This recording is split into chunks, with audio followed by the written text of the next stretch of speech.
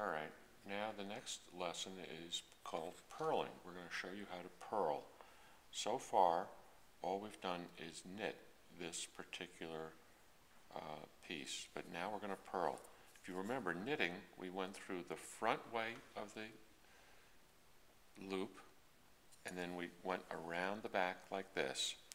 With purling, you do just the opposite. You go through this way, and your yarn comes around and goes through in front.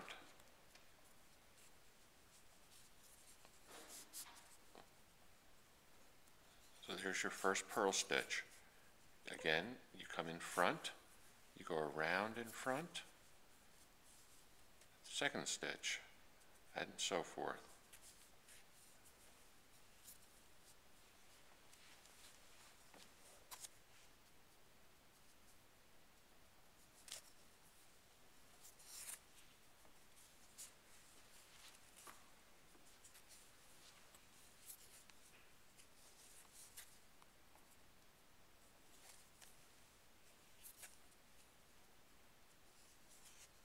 Remember, you come through in front, around, you're still in front,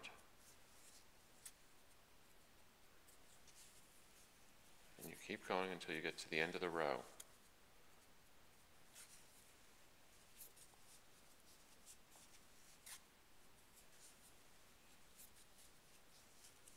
And we've got, I think, 3 more stitches to go. There's one. No, now we got 3 more stitches to go.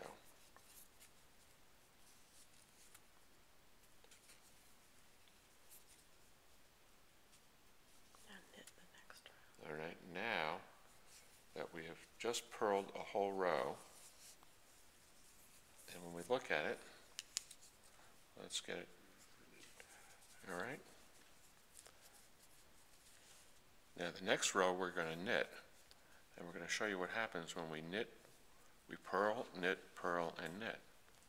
So this time, if you remember, to knit, we put our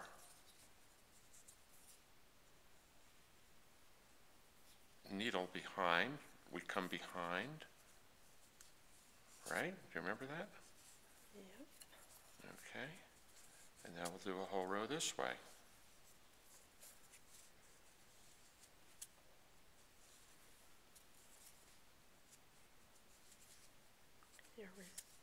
The results will look very different when you knit one row and purl one row. You'll notice it immediately. Well, that's what we're going to show everybody. As soon as we get done with this row, that you can actually see the difference between just knitting, knitting, knitting, and knitting, row after row after row, and knitting and then purling and then knitting and then purling. And we maybe even be able to see it with the very first set of purl and knit. Just 2 rows. Got 2 more stitches to take. Here's our last stitch coming up. And now let's see if we can see the difference in what we've just done.